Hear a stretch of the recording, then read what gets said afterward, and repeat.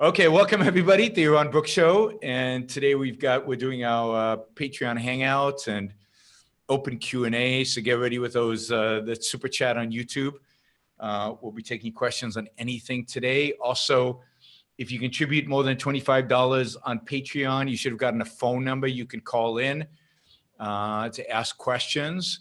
And let's see, we'll see if there are not enough Patreon questions. I might just give you the phone number on Blog Talk Radio. I might take even some phone calls, so we can do that. I'm open to questions. Let's see. We've got YouTube is working, Facebook is working. I think Blog Talk Radio is working, and Jonathan and Jennifer are here. We're supposed to have Upton as well, but maybe he'll show up in a little while. So. The floor is yours, Jennifer and Jonathan. You guys get first dibs on any questions you want to talk about, any issues you want to raise. Hopefully you came prepared, did your homework. Yeah, Jonathan. I wanted to pick up your own with something. Speak up a little bit, though. Sure. I wanted to quickly ask about something that you and Amy had started talking about, which was the issue about transgender. Oh, thanks a lot. Well, it's an interesting one. I know Dr. Peikoff had a lot to say about it, so I thought if you would elaborate a bit on what you started to speak about. All right. So yesterday, for those of you who haven't seen the show yet, you probably should. I thought it was a good show with Amy yesterday. So it's up on YouTube and Facebook and on Blog Talk. We talked about this pharmacist at CVS who refused to give a transgender, I guess she was a man turning into a woman, and was getting her hormones in order to start the transition. And the pharmacist refused. And so we talked about the legal aspects and the moral aspects of that. But then it got into, well, what do we think about transgender? I mean, I am sympathetic to Dr. Peikoff's view, but I'm not quite ready to take that position head on. And Dr. Peikoff's view is, this is a major psychological problem. It is a major psychological issue. The fact that they would go all the way to self-mutilation, to the point of mutilating themselves physically and with the hormones, I guess mutilate themselves in terms of the composition of the hormones relative to where they were born. He views this as just complete insanity, and I'm very sympathetic to that view. I mean, there's something just wrong here. There's something just unnatural, certainly unnatural about it.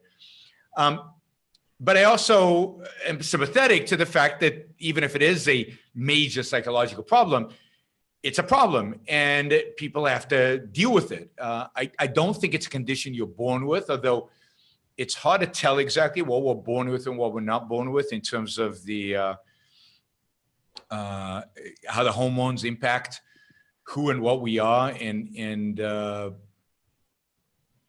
exactly what the relationship is between our genetic makeup, our hormones, the chemicals in our body, and ideas, and the impact of environment and the choices we make, and how all that interacts, and what is it exactly that we're born with? What does our genes and our hormones impact? What effect do they have? They can't have effect on our ideas, but what effect do they have on what exactly do they have? I've talked about that with a little bit with Ankar and Greg in a previous show, and I don't have a clear answer. So my view is, I feel, I know I'm not supposed to say this, but I feel sorry for these people, because obviously it's horrible to really feel like you don't belong in the body that you have, to really feel like you should be somebody completely different, to feel like you have to take these hormones to feel whole in some way. I doubt that they ever feel completely happy, that they ever feel completely whole. But they have a political right to do with their bodies as they see fit.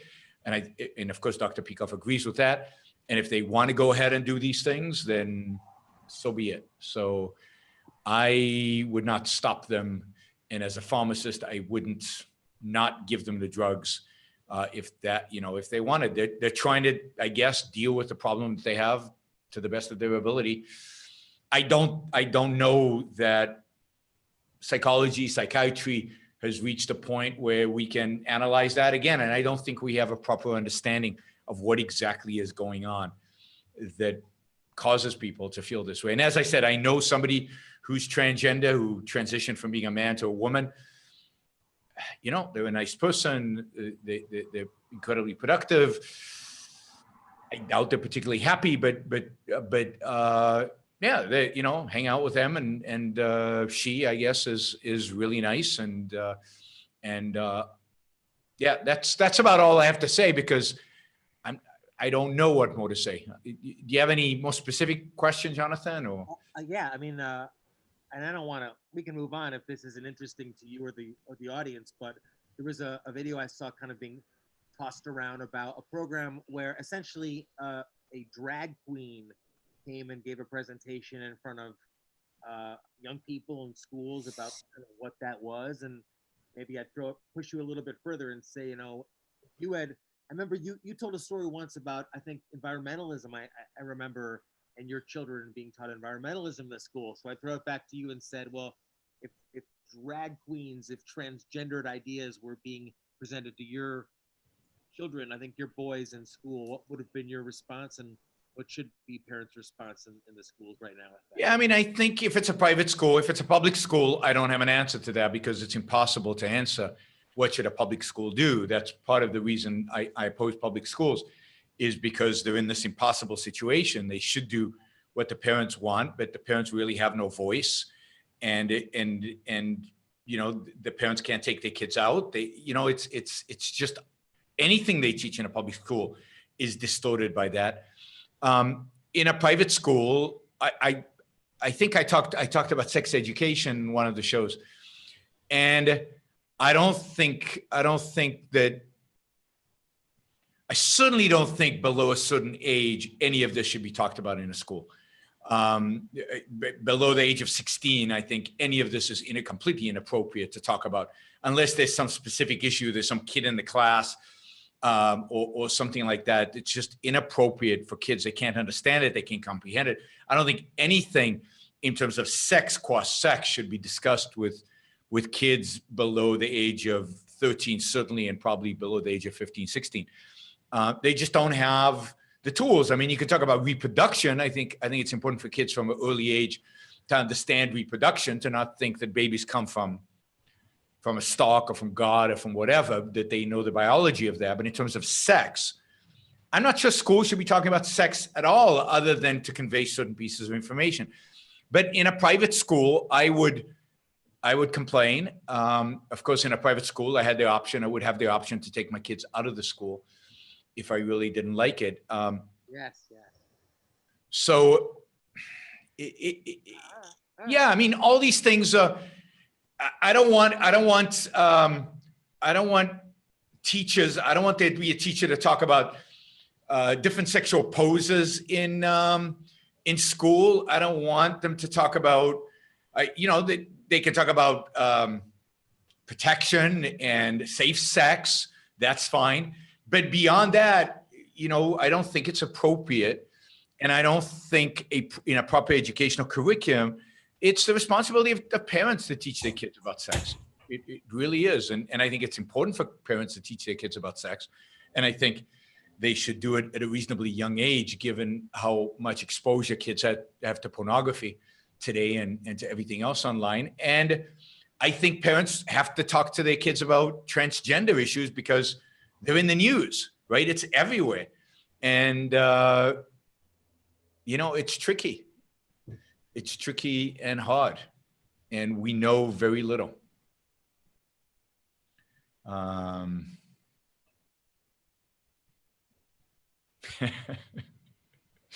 Anything else, Jonathan? Well, I do, but if Jennifer wanted to jump in, I don't want to. Okay, on a different topic. You going for a different topic? Yeah. Okay, so let's go to Jennifer. Do you have something, or should we keep with Jonathan? No, I got something. Okay, go with it. Can you elaborate on this? Because I don't think I understand it as well as I should. The difference between loving a piece of art personally and knowing that it's actually great art. Yeah, I mean, the standards are completely different. So, it's, you know, so I can hear a pop song from the 1970s and it evokes a particular emotion because it places me in a particular time and place as a kid, and it reminds me of certain things. And, and I like it. It puts me in a particular mood because it's associated with a particular state of mind that I was in when I was young. But so I can say I like it, but I can't say, is it good art or isn't it good art? For that, I would need to have some knowledge and some theory about music and about what's good music, what's bad music, how one evaluates good music versus bad music. And I don't. And it's very difficult to have that. I can broadly say that I think, and this is, but I don't say this with certainty. I think that classical music is better than a pop song from the 1970s because it's more complex. The emotional response is deeper, more substantial, more, and I think that's true whether you like classical music or not. But you might say, you know what? Classical music doesn't do anything for me. I don't like it, but I recognize that, you know, people in the, you know, people who know aesthetics and know music, you know, that it's better, right? So does that make sense? Or, you know, I don't know, you can look at Dostoevsky, right? So I don't know any, you know, I don't like Dostoevsky. It doesn't give me, it's not fun to read Dostoevsky. I mean, I can enjoy it in some sense, but it's not my favorite. I prefer you know, I prefer a good swashbuckling adventure story from the 19th century on Dostoevsky. But Dostoevsky's a better writer. It's greater art in the sense of he's got clearer themes. The plot is brilliant. He's got these amazing characters, and the characters are amazing. But the questions he's asking, and you know, they're really important, but the answers he gives are wrong. And he's very dark and he's very depressing. You know, Breaking Bad is probably good television aesthetically. And even though I watched the entire frigging thing, I hated it. I can't say I enjoyed it. I can't say I liked it because there was not a single character in that show who was a good guy. They were all, to use a technical term, scumbags, all of them. And idiots, you know, morally offensive human beings. And so that's my kind of, so my moral evaluation of it is it was bad. Aesthetically, it was beautifully written, beautifully filmed, amazingly acted, integrated. It had a clear theme. It had amazing character development by every standard of which I would measure what great art is. I would say, I won't say it's great, but I would say it was good art. But I would also say it was horrible to watch. I mean, not horrible to watch. It was difficult to watch. I wouldn't say I enjoyed it. I wouldn't say I liked it. I'm not going to watch it again. So is that like, you know, that Goya painting of Saturn, like eating his kids or whatever? Yeah. Like that's, so you could say like it's a great painting, but you wouldn't want it on your wall in your house. Yeah, I mean, I can say that to a lot of paintings. So, I mean, I don't know my evaluation of Goya qua, is that a great painting? But let's say there are magnificent paintings of crucifixions, just magnificent, right? I can think of Caravaggio, or there's a beautiful painting of Caravaggio's, a Salome presenting the head of John the Baptist, right? She's just had it chopped off and it's on a tray and it's right there. I mean, it is a beautiful piece of art. And you know, when I'm in a museum, I'll spend some time looking at it because the way he uses light, the way he uses expression on the faces, the motion, the drama, the way he creates drama in a painting, all of that is magnificent and beautiful and striking. But I don't want a painting of a guy's chopped head on my wall. I mean, I have a painting on my wall, actually, of Judith. She's just chopped the head of her enemy off, but the head doesn't appear in the painting. And she's standing there with the sword, and she's just a strong woman who has taken on the world and done something nobody would have expected, and she's going to lead her people to victory. And she's just this amazingly strong, powerful woman. So I have that painting on the wall, but I wouldn't have it if she was holding up a tray. You see, the thing is with Salome, she didn't even do the chopping. John the Baptist was in prison, and she got one of the gods to do it. So she's not even a strong woman. She's a pathetic woman. But in the painting, it's dramatic, and it's beautiful, and it's presented well, and it's wow, right? So I say that's great art. Caravaggio is one of the greatest painters of all time. But I'm not tempted to put a Caravaggio on my wall, because what I get from it is great art. I get that experience of witnessing great art, which is an important experience. But what I don't get out of it is that sense of life, that energizing feeling that, yes, I want to start my day with that on the wall because it gets me excited and it gets me energized to take on the day, which great art should do for you. Art you love, and which is great, should do for you. So I'd say those are the differences. I will travel far to go see a Caravaggio in a museum, but I wouldn't have it in my living room. And, a lecture that I really, really think everybody should listen to is actually a lecture that came out of my confusion paper, because what I just explained to you was a confusion of mine, just like yours, Jennifer. And I asked, and I had to write a paper about it to Leonard Peikoff, and then Leonard actually gave a class on that, and then he delivered a lecture about the topic, and that is how great something like the benefit of great but evil art, like Dostoevsky, like Tolstoy, like some Caravaggio, like maybe Goya, right? It's great art, and you get epistemological value because you get to see a world structured in a particular way, and logic presented to you in a particular concretization, and that's all good. But the theme is evil, and you don't want to put stuff on the wall that has an evil theme. Dostoevsky, the theme is evil, so I don't like it. Breaking Bad, well, the theme of Breaking Bad is good, but it doesn't take 7 seasons of over and over and over. Basically, the theme of Breaking Bad is the slippery slope in morality. That is, once you violate your moral code, once you set yourself up with a little bit of evil, you are destined to become completely evil. That is, you're saying that once he made the choice and started doing it, essentially it was all, I don't know if you said downhill from there, but I remember it got boring from there. You had commented on this before.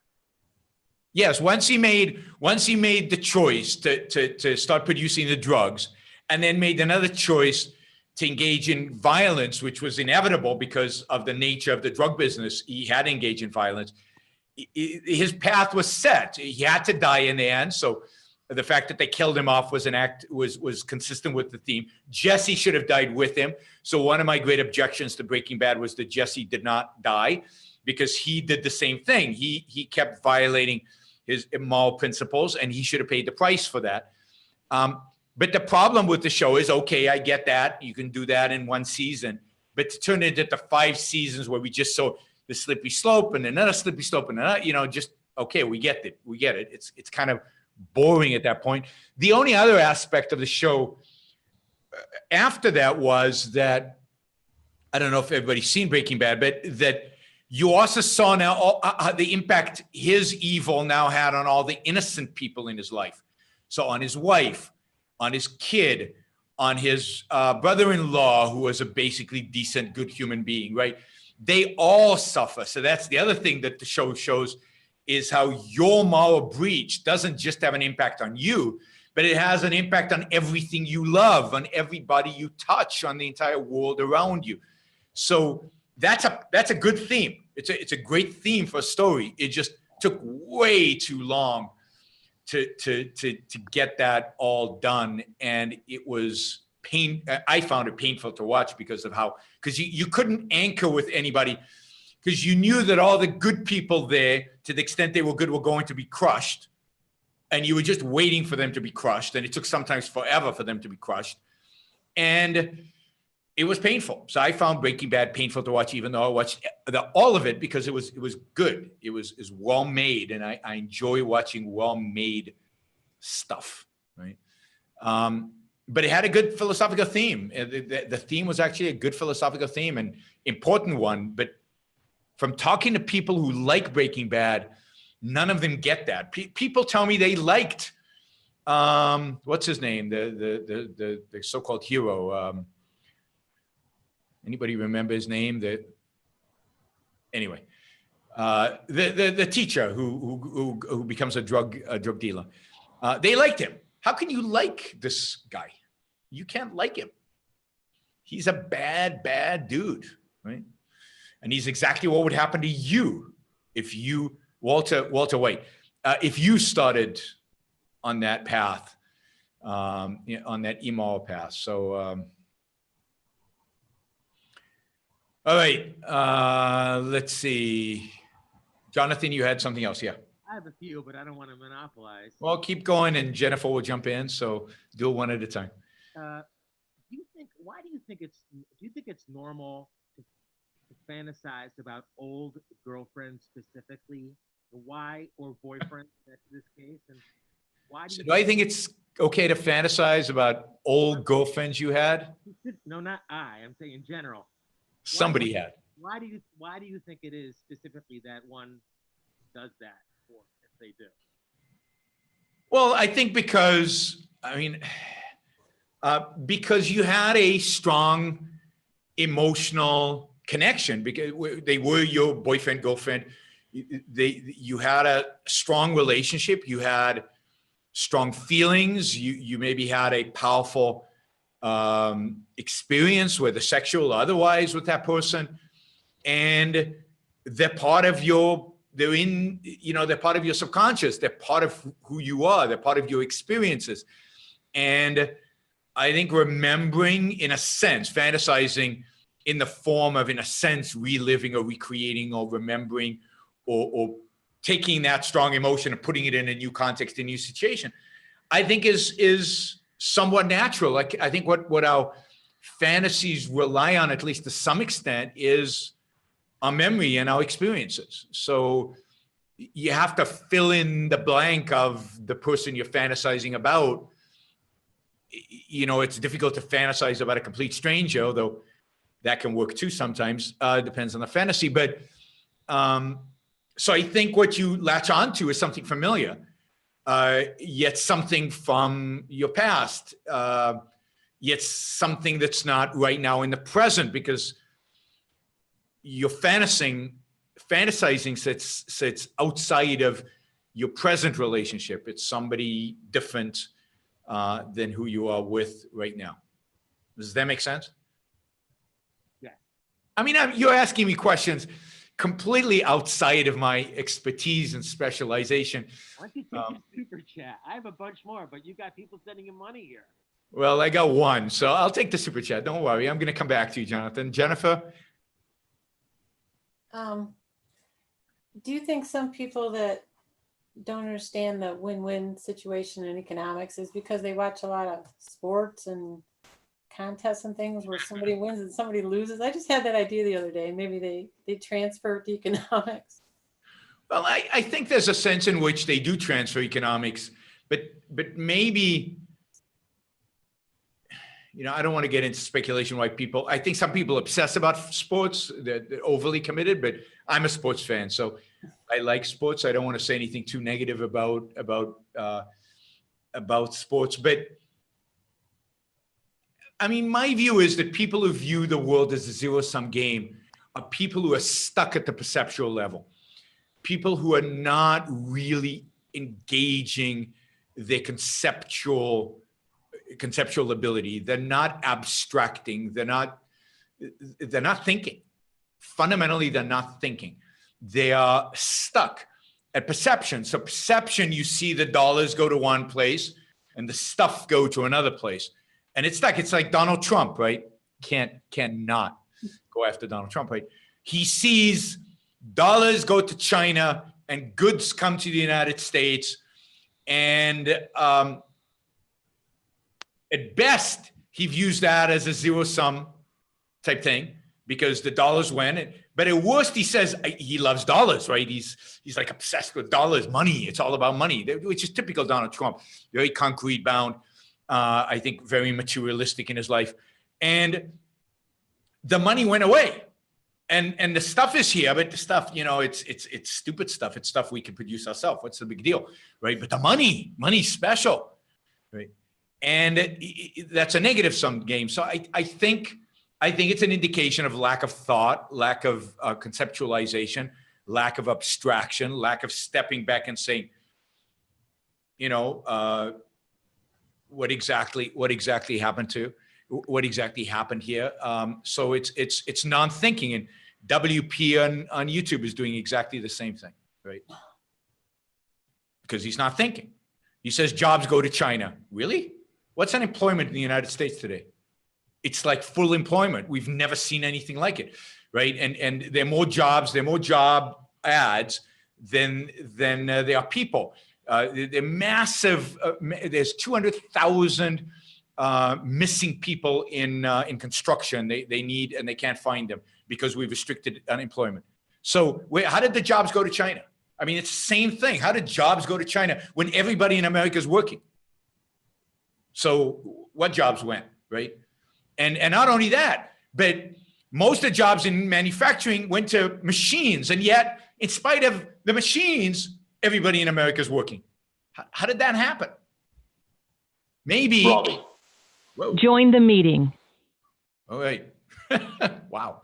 That was loud in my earphones. I know you joined the meeting. I'll get to you in 2 minutes. So it's like if I'm paying less for the stuff I'm buying at Walmart because Walmart's importing it from China, then I have more money to save or to invest in or to buy other stuff, which creates other jobs. And of course, what happens to dollars that go to China? They come back as investment in the United States. The actual, if you take into account the capital accounts deficit, we have a positive capital account. So net, it's zero because all the dollars flow back into the United States. And where did those dollars go? They go into investment, which do what? Create jobs. So jobs can't go to China. The only thing we can do is our government can destroy jobs by regulating and taxing, and we can destroy jobs. But look, we're almost at full employment. By the way, we were almost at full employment under Obama too. It's gotten better under Trump at about the slightly higher rate than Obama's, but not dramatically higher rate. And yeah, he cut taxes and he reduced regulations. That's the one good thing he did. So we have more jobs, but that's not because of trade, guys. Think. You got to use the conceptual. So I think it's just not thinking. And I think one of the real characteristics of Trump and his devoted following, I'm not talking about people who voted for him. I'm talking about the people who will justify every single thing he does, and the people who refuse to accept this issue of tariffs, which is damn obvious, is that they're not thinking. Thinking is not easy. Thinking is hard. And a lot of people don't do it. All right, we're going to do one more question from Jonathan. Then we've got a caller, and then we'll do the super chat question. Two questions I'd love you to quickly follow up on from previous podcasts, Yaron, if you could. One was about a bet you made with someone else about the direction of the euro. And you said at one point I could ask you about it, others could ask you about it. If you would follow up on that. Sure. And another was, and maybe if this is kind of not for public disclosure, that's fine as well, but you had alluded to about a donor and an issue that had been lost or an issue with funding. And I don't know, again, if this is not for public disclosure. Or not. Yeah, I'd rather not talk about that. I mean, I'll talk about it with you privately, but there's no. What about the bet on the euro? Yeah, so this is a bet on the euro. So this is when the euro was instituted. and it went into effect in the 90s. And an objectivist philosopher said, well, you know, that's it, right? Europe is going to tank. I think it was, when it was issued, it was close to 1-to-1. And he was thinking the dollar was going to be so much more valuable than the euro within just a few years because the Europeans would just inflate like crazy. And I said, no. I mean, why do you think that the European Central Bank is going to be worse than the American Central Bank? And why do you think that European Central Bank, mostly controlled by Germany, I would expect actually to be better than the American Central Bank, controlled by Washington or Alan Greenspan? It was Alan Greenspan at the time. There's absolutely no reason to think that the euro would lose value relative to the dollar. And indeed, that's what happened. The euro actually gained value. So today, the euro sells for more than $1. It's more valuable, if you will, than $1. And it's primarily because the Germans don't want inflation, and Germany is obsessed with never having inflation. If you think about their mindset is the Weimar Republic had inflation that caused economic collapse, which led to the rise of Hitler. We never want to have the rise of Hitler. We are afraid of fascism. That's the thing that we fear more than anything else. And so therefore, we will do everything in our power to prevent price inflation from getting out of control like it did in the Weimar Republic. And as a consequence, they have prevented price inflation. So if anything, we've seen deflation in the European Union more than we have inflation, in terms of prices of goods, not in terms of the creation of money. So I mean, that's the stories. And I think that continues. I don't see an inflationary threat in Europe right now. Much more likely that America will see inflation. I think we're far more lax about these things than they are. Price inflation. But at least as long as the Germans are really dominant within the central bank. And of course, maybe their control of the central bank is weakening, but there's no evidence to suggest that so far, at least. They're doing a lot of this easing, but we've seen that the easing is not generating, the printing of money in the form of easing is not generating price inflation, because what the central bank tends to do is suck all the money they create out of the economy by requiring banks to hold large reserves, paying interest on those reserves at the Fed in the United States and at the European Central Bank in Europe. So they've managed to, in spite of printing a lot of money, avoid price inflation. Also, because what you're really experiencing over the last almost 10 years is deflation. That is, prices would have gone down if not for the Fed printing money as they did, and the European Central Bank printing money as they did. So, yeah, I see no reason to think that the people running the European Central Bank are more inflationary than the people running the Fed. That is the bet that I took. I think it was for an ice cream. I don't think I ever got paid. But anyway. Thank you. All right, let's see. We've got a phone call. I'm not sure who this is. Hi. Hi, Yaron. Yeah, hi. It's Robbie. How you doing? Hey, Robbie. How's it going? I'm very well, very well. I wonder if I could just ask a question. Is it zero-sum thinking to think that only one of two people could be the president of the United States? And I know, as much as you don't like to, look over at what could have happened. Yep. And I don't want to put you in a situation where you're complimenting Donald Trump, but it was either Hillary or Donald. Yep. And in any situation today, is it zero-sum thinking to think, well, what would have Hillary done in this situation? Because it was one or the other. We don't get the luxury of an objectivist president. Yep. It's it, one of the two. It is zero-sum thinking, but it's appropriate to think in zero-sum here because it's one or the other. There's no, it's either Hillary or Donald Trump. You can't have both, and you can't have a third candidate. It's one of the two. The question, there are multiple questions. Given that it's one or the other, does that mean you have to vote for one or the other? And my view is no, you don't have to sanction either one of them. In a sense, you can protest that alternative. Somebody's ruffling papers. Maybe that's you, Robbie. Well, that was me. I was just turning to the quote that moral neutrality necessitates a progressive sympathy for vice and a progressive antagonism to it's virtue. Not moral neutrality. It's not moral neutrality. I believe that both Hillary Clinton and Donald Trump, from a moral perspective, are both evil. So I'm not morally neutral about them at all.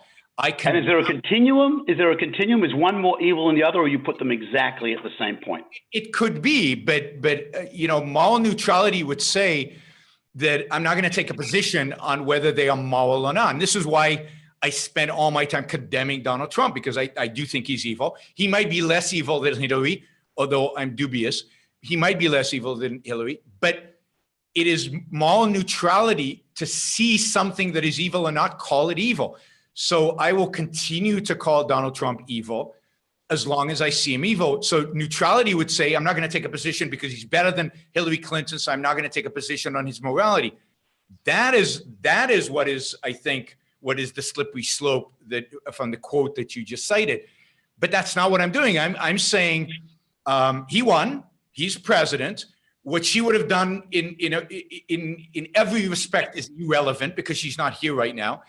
So it is relevant. How is that not relevant? Because she lost. So she's not here. So there's no parallel universe where she is running the country. I'm not saying, and I haven't said, you guys should have voted for Hillary Clinton. That's not what I'm saying. I'm saying Donald Trump is evil. He is doing horrible things to the country. He is very, very destructive to the country. That has to be said, and that's what I'm saying. So okay, so the follow-up is, given what we know about Donald Trump, we don't know how Hillary would have been, but we know how Donald Trump is. Yeah. Today, would you prefer that we have a President Donald Trump, or would you really just sort of long for a President Hillary Clinton? I long for neither. Which one? I basically... No, you have to choose one. I don't. That's my whole question. Is it zero sum to say, no, you really... Given what you know, which do you choose?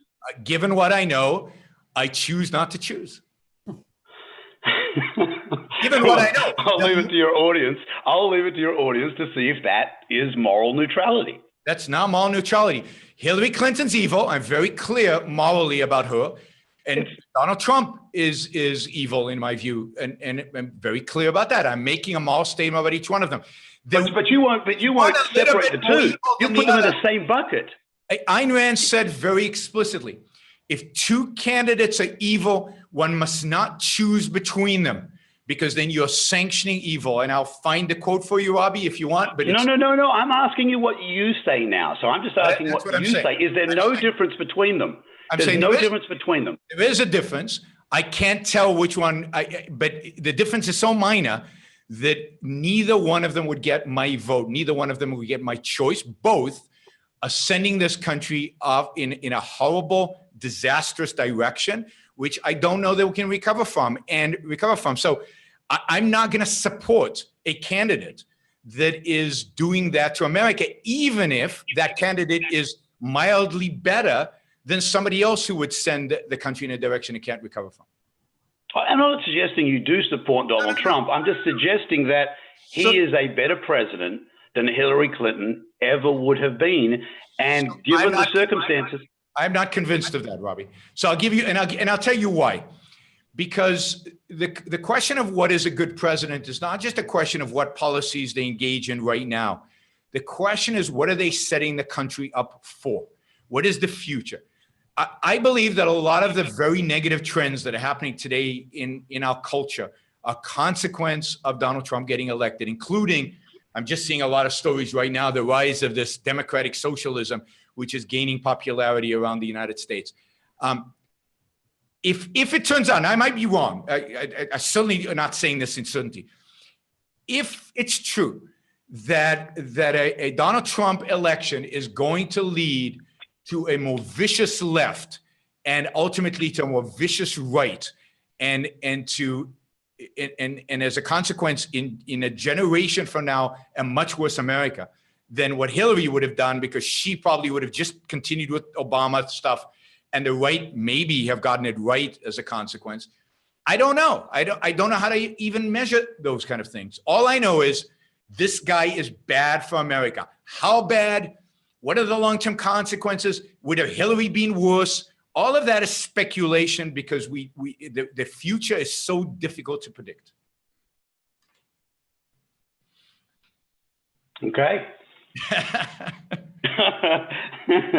Well defended. I'm not sure that, I guess your audience will have to choose between a President Hillary or President Donald. I'm not expecting anybody on an issue like voting. I don't expect anybody to accept what I say. On an issue of tariffs, I do. But the issue of voting, because tariffs is just this certainty. This is not a speculative issue. But on the issue of voting, I think it's a very complex question. It has a lot to do with how you view the future and how you view the long-term future and how you view each of their impacts on that long-term future. And I think there's valid, rational disagreement about whether not to vote for Trump or to vote for Hillary. I think that there are rational reasons for any one of those three positions. I don't think there's a rational argument for things like tariffs or certain actions that are being taken, but and I don't think it's valid for disagreement there. But on voting is so hard and so complicated. I mean, Leonard Peikoff and Ayn Rand disagreed about voting in 1980. She refused to vote for Ronald Reagan, and Leonard Peikoff voted for Ronald Reagan. And I think those are the kind of disagreements that are going to occur many times in the among rational people. I'm sure there'd be disagreements if there was even an objectivist president. Well, yes, but then it would be fun. Then it would be fun. The disagreements would be fun. These disagreements are no fun. They're just not fun. They're like talking, okay, who's more evil? And who would destroy the country slower? I mean, that's, ugh. And the word evil for you doesn't conjure, Donald Trump is pure evil. Well, not pure, but he is, he gets an evil category. Yeah, he's an evader. I mean, what he did in Helsinki with Putin, that's just, ugh. But if he's evil, then what's Mao Zedong and what's real evil? They're more evil. I mean, there's no real evil. They're all evil. I mean, in objectivism, I mean, yes, they're gradations of evil. They're levels of evil, and certainly he's not there are levels. So there are levels. Okay, so back to Donald and Hillary. Where are they in the levels? Because you wouldn't commit earlier. I think that there are levels. I don't think there's a huge difference between them. Really? Okay. I know we disagree on that. I don't think there's well, one is terribly corrupt. One is an accomplished, one was an accomplished businessman before he was so evil. Well, I don't know. I never liked Donald Trump. And I don't businessman with an incredibly successful family and an incredibly successful career. I don't consider them that successful. And the fact that Junior just got a divorce, I think is not surprising. I mean, yes, they wear nice suits and they're very pretty, and they do the shtick really well. I'm not a huge. The fact that Junior got a divorce is somehow not surprising. What has that got to do with that? Well, because he's Donald Trump's son? No, because they have this. They had during the whole election, they had this superficial facade to them, which I never bought. I never bought the idea that he had great kids.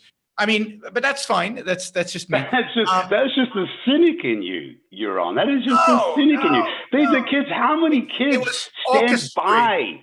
These kids could easily choose to step aside, not be part of the election, not be part of the family. I would respect some kids for doing that, right? I respect that. Here, they so followed the party line. Even his daughter, who's a Democrat and who has a lot of influence in the White House, followed the party line. They would follow the party line. They did what their dad told them. I mean, I don't have a lot of respect for that. It just doesn't impress me. And his business career doesn't impress me. I'm sorry, it just doesn't impress me. And you've walked into Trump Tower, you walked into one of his golf courses, walked into one of his buildings. Beautiful. All of that is beautiful. Can you imagine just in terms of construction? Just take one property just by itself and walk into a building and ask yourself, what does that require? to erect a building like this, least of all, that the properties that he's developed all over the world, just one, Yaron, one property. I know, but can you imagine what kind of mind that requires for you to so easily discount that? Oh, I don't respect him as a businessman. I'm just saying, I'm not impressed with his business career. I know real estate developers who do amazing things. I know there are lots of real estate developers, and I'm not impressed with his career given how he's managed his career, given his relationship with his lenders, given the fact that he inherited how much money he actually made off of the inherited money he got. Not that I'm against inherited money, of course, but how much. You'll throw that out there. Then why would you say that? Because I don't think he made that much money. That is return on equity, which is how I view it, right? If you're a great businessman, you've created much more wealth than what you started with. It's about wealth creation. And Donald Trump did not create more than his father did. If you look at good Lord, look around the world. Just look at the buildings. I know. Look at the buildings. I would love to walk with you on one of his golf courses, into one of his buildings, and just stop and have you reflect for just a moment in a lobby. What does that take? I know, but that doesn't make you a great businessman. It makes you a beautiful builder and so on. That doesn't make you a great businessman. Great businessman, you measure by the amount of wealth they created. And if you take the amount he inherited and you randomly bought a set of properties in New York City at that time and you held it until today, anybody could have done it. Would you be equally, not anybody had done it, I'm saying a diversified portfolio. Did you create wealth above that or didn't you? That's how I measure great wealth creators. That's how I measure them. And that's my finance guy talking, right? Can you beat the index, right? And if you can't beat the index, then you're not a great wealth creator. You might be a great builder. You're saying you could have taken Donald Trump's father's money, put it just in a regular index, and made more of it than Donald made, or whatever he did with the portion that he inherited. I think that's right. He just didn't create billions. I think that's right. So if you'd put it into New York real estate when he inherited the money and just sat on it, not built anything, just sat on the New York real estate for 40 years or whatever, 30 years or whatever the amount of time was, you would have had as much money as he has today. That's what now I can't prove that. Again, it's not with certainty, but I have a strong suspicion that's true. I have a strong suspicion that your anti-Trump lens, is what fuels a comment like that, which I think would have to be so, I wish there were I wish we had fact checkers. I wish we had fact checkers like in the news. I'll tell you what, I'll bet you a dinner at any restaurant in the world that you're wrong. We're on. I'll go and get the number. You're on. Thanks, Robbie. Thank you, Ron. Good call. Robbie's been, he challenges me every time we meet. So now he's done it live on the show, which is cool. All right, we've got a super chat question. Any comment on the EU Google 5 million antitrust fine? Should Google shrug and withdraw offering their service to the EU? Certainly they should withdraw service from the UN. Wow, I mean, it's horrible. I mean, the fact that the EU has the power, that any government has the power to inflict a fine like that on one of the most productive companies in the world, one of the companies that have changed all of our lives, that have in substantial, dramatic ways made the world in which we live better. The fact that any government agency can do that is just a massive injustice and horrible. And I don't care what they have to say about what they say about Google. I think this is about something about Android and bundling the apps in Android and stuff like that. It's just so corrupt and so horrible and evil and disgusting. And the only thing is it's good that the U.S. hasn't gone after Google yet, but it's just a matter of time before they do. I guess the Justice Department is too busy with Time Warner buying. What are they buying? Jonathan, remind me. AT&T. Time Warner. AT&T. No. AT&T buying Time Warner, right? They're too busy with that deal because who knows why they believe that is an antitrust violation. But This kind of fine is just so authoritarian and in nature, and it is really horrible. Should Google shrug? I mean, yeah. I mean, if Google shrugged, the world would change in dramatic ways. But if it shrugs there, then it's going to shrug in other places as well. It's going to have to shrug across the world. Now, it's already shrugged. For Google's credit, it shrugged basically in China. It would not play ball with the Chinese, and as a consequence, Google is banned in China, and it's given up a big chunk of the world. Could Google do the same thing in Europe? You know, you would have to look at the business case, but yes, morally, that would be amazing if they did it. But then to be successful at that, they would have to be consistent then in shrugging when the US government went after them. And I think it's just a matter of time before the US government goes after Google and Apple and Facebook. I mean, Facebook, you're already seeing the beginnings of that. And will they do it more consistently? And, you know, it's a very difficult decision if you're a manager, particularly of a publicly traded company, because as a publicly traded company, your fiduciary responsibility is to shareholders. And how do you calculate whether paying the fine or shrugging is better for your shareholders? Now, we know long-term philosophically it's better for your shareholders, but they don't care. They're there for the money. And you have to do a financial calculating. So look, the whole idea of shrugging is a very, very, very difficult proposition. And think about the shrugging in Atlas Shrugged. When the businessmen shrug in Atlas Shrugged, they don't just shrug. They don't just stop working in Europe. They stop working. And they go to a valley and they have a life. And on top of that, they are working to ultimately change the world. So the whole goal is ultimately to come back into the world and change it. So just shrugging in one market without it being a moral shrug, without it being clear what your agenda is, without it being clear what the purpose is, that's a financial calculation. Now it's not a moral issue, because is Google in a position to come out and say, I'm shrugging because I will not sanction my destroyer? If Google could do that, then they should shrug, but I don't think they can. So it really should be a financial calculation, because they don't have the philosophical context to really shrug properly. There's a good lecture that Greg Salamieri gave about when to shrug. It's on the Ayn Rand Institute. I'm pretty sure it's on the Ayn Rand Institute channel, YouTube channel. Greg Salamieri, something shrug. I can't remember the exact name of the talk. Maybe somebody on the chat here knows what it is and can tell us. But I would recommend you go listen to that, because I think that'll have a lot more content about it. But I think if you're going to shrug, it has to be, you have to know why you're doing it, and you have to know what you're doing it for. And it can't just be, I don't like what the European Union is doing. If they'd only penalized me $1 billion, I wouldn't shrug. But $5 billion, that's over the top. No, it has to be a moral statement. And therefore, you are willing to shrug no matter what the fine would be. But for it to be a moral statement, I don't think Google is in a position to make that kind of moral statement. All right, we've got another super chat here. What are your thoughts on psychiatric drugs? Leonard Peacock believed that they can be rational, but many objectivists believe you only rely on free will. I don't know any objectivist who believes you only rely on free will. Suddenly you can have psychological problems that involve chemical imbalances in your brain.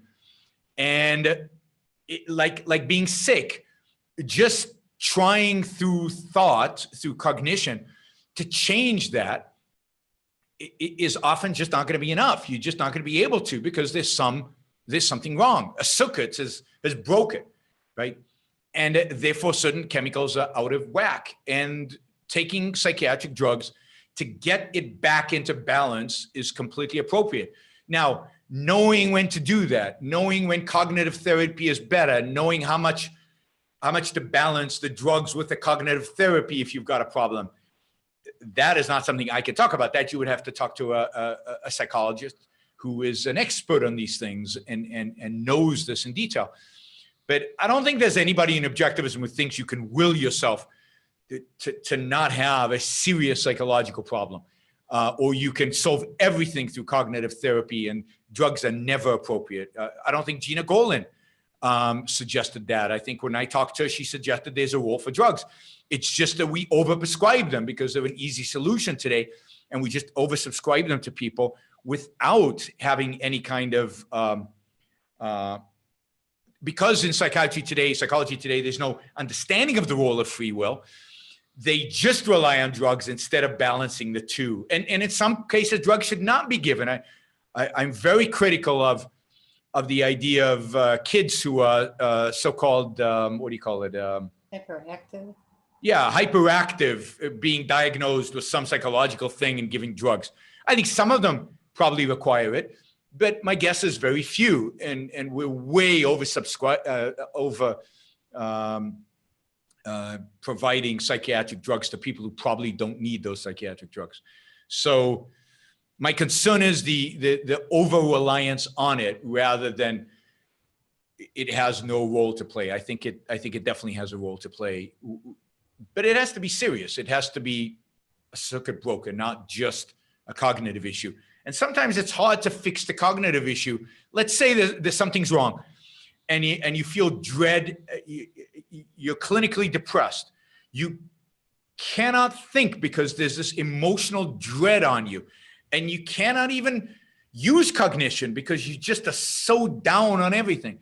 Then giving you a drug that just clears your emotions up so now you can think and fix it, and then you can go off the drug. I just think physiologically, those are things that are valid and probably required. All right. If you want to ask a question, I'm getting a bunch of questions on YouTube. You got to use the super chat, otherwise I'm not gonna take the questions. So if you want to ask a question, go to YouTube, use the super chat, or if you're a Patreon supporter, $25 or above, you can call in. You got a number from me with a call. So feel free to do that. All right, Jonathan, do you have any more questions? And then go ahead. Or Jennifer, do you have any more questions? Yeah, I was thinking the other day about, I know like in humans, emotions come from thoughts, and animals have emotions too. Like higher animals can have some somewhat complex emotions, but they're not from thoughts, they're just from percepts. So does that mean the emotions are fundamentally different or not really? Well, I think there is a level of difference in the emotions, but I think that emotions come from conclusions we have come to. And I think some of our conclusions we come through are not from thought, are from perceptual experiences that have not been analyzed. So for example, a little child can be scared by a dog without even thinking about it. So that emotion of fear kicks in without really going through a process of thought. And it's not about conclusions they came to in the past. There's something about those snarling teeth and that barking and this thing that's bigger than you or almost as big as you coming at you that is scary. And so the perceptions can trigger certain types of emotions. And, that is the conclusion you're coming through. That is a dangerous thing. So I don't think emotions have to be generated from our conceptual knowledge. And in that sense, those kind of emotions are what animals have. They're at the perceptual level. It's a threat or it feels good. You take a baby and you rub its tummy like softly and they feel pleasure, right?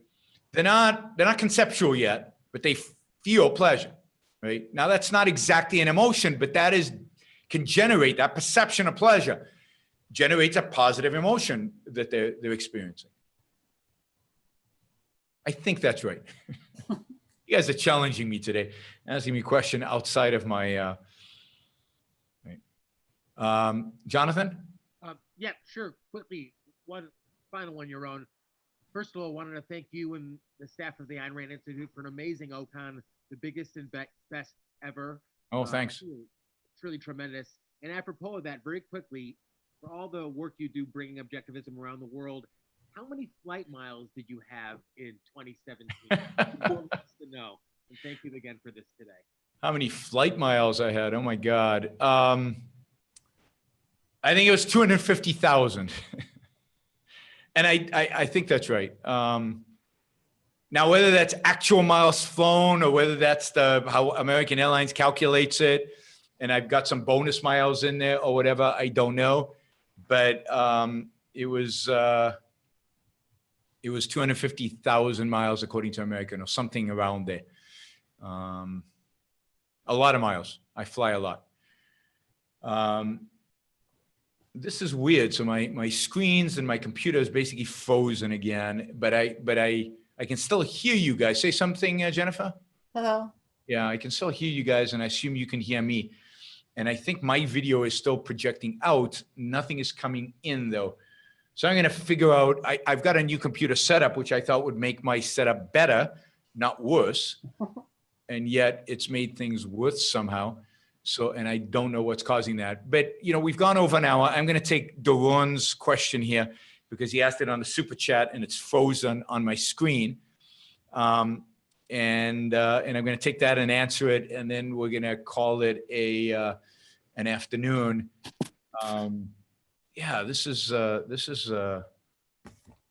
weird. You're frozen on YouTube too, actually. I am frozen on YouTube? Yeah, I think so. Okay. The video is frozen? It seems to be, yeah. Do you know if they're getting sound on YouTube? This is a good question. Can you turn on the sound on YouTube?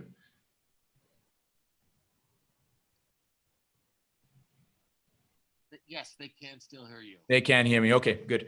All right, so I'll take this question, and then since I can't see super chat and I can't see the video, maybe Jennifer, she has another question, then we can take that, but then we'll call it a day. All right, thoughts on people like Paris Hilton, Kylie Jenner's entrepreneurial success being devalued because they inherited money, but did they beat the index? Yeah, I mean, they beat the index. There's no question they beat the index. Paris Hilton, I don't know about Paris Hilton. Kylie Jenner, I think that whole thing, I think they definitely have beaten the index. I don't know about Paris Hilton, whether she beat an index. I mean, I don't see the value of an entrepreneurial activity if you're not creating wealth, and wealth creation means that you have outperformed not doing the activity that you did. It's if you start a company and the company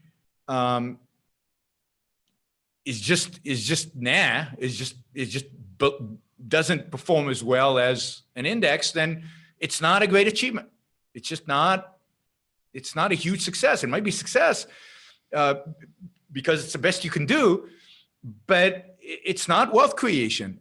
So it's incredible wealth creation. Now, I have to admit that I have very little respect for the quote, wealth creation that Paris Hilton and Kylie Jenner engaged in and their so-called entrepreneurial activity. There's certain activities that while they create money, they make money. I would say their value is dubious. If you're a drug dealer and you're making money, even in a free society, you're selling people drugs that you know are harmful to them and you know are addictive. Yeah, you can make a lot of money, but I don't have much respect for you.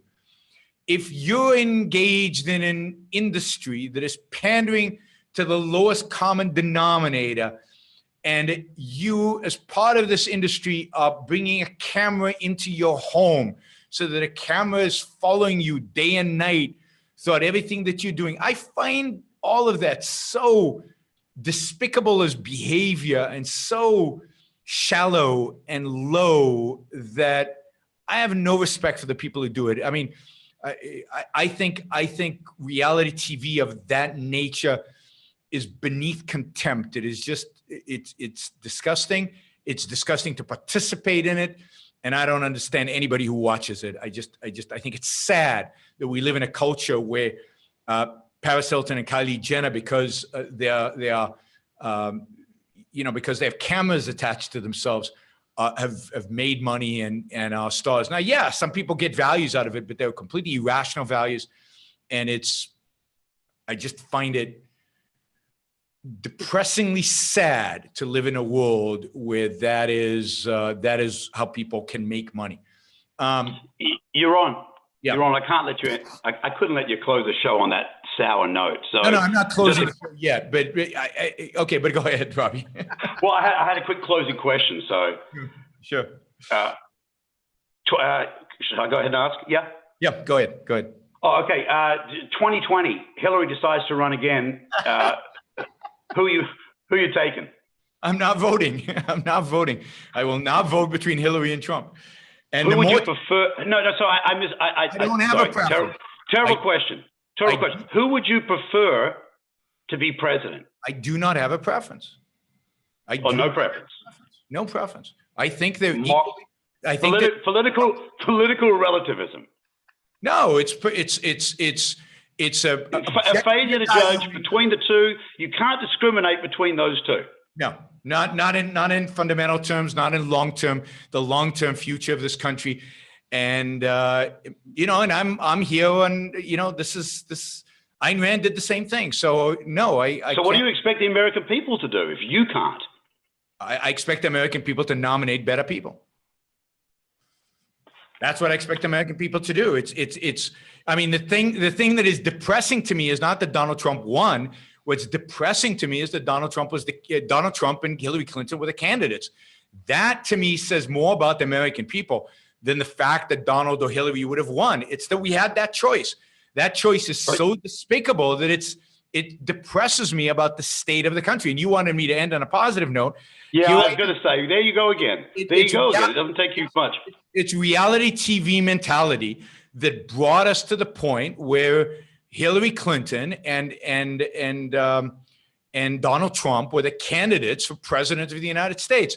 I mean, when I came to America as a young, not so, I guess, young person, 31 years ago, I could have never imagined, as bad as politicians were back then, I could have never imagined that the choice would be between these two horrific candidates. So, it's sad. It really is. Now, my point is about being optimistic about the future is what's great about America. And if you'll allow me, I'll try to end with this, Robbie, so we can end on a positive.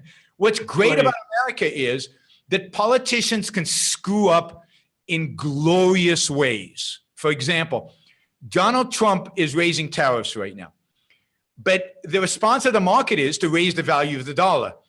And the reason that is the Chinese still want dollars to be able to buy American assets. So they're going out and they're buying dollars instead of selling us stuff. They're going to buy dollars. So the value of the dollar goes up. By the value of the dollar going up, Chinese goods become cheaper and cheaper and cheaper. So the tariffs become less and less significant. So the Chinese goods don't go up in price. So the Chinese still continue to export stuff to America. So we benefit from it. So the tariffs can go up, and yet there can be very little impact. Now, the dollar going up has other potentially negative consequences because it's going up artificially that way. But our economy and our people and our entrepreneurs and our inventors and our creators and our scientists and our productive business people primarily are incredibly, incredibly resilient. And they are resilient to the stupidity and the ignorance and the just sheer incompetence of our politicians. And that's why even if Hillary would be president today, we'd still be okay, just like we were okay, not great, not good even, but okay with Obama. And I think we'll be okay with Trump. We are incredibly resilient, particularly economically. Culturally, I'm not so sure. And one of the sad consequences is that the most productive people in the world we live in today, the people who are driving this economy forward, the people who are really making this economy function, live on the coasts. They're those horrible people that might have even voted for Hillary. And yet, in spite of that, they're productive, they're innovative, they're creative. And that's what I think America is about. America is not about this politician or that politician. It's not about this political agenda or that political agenda.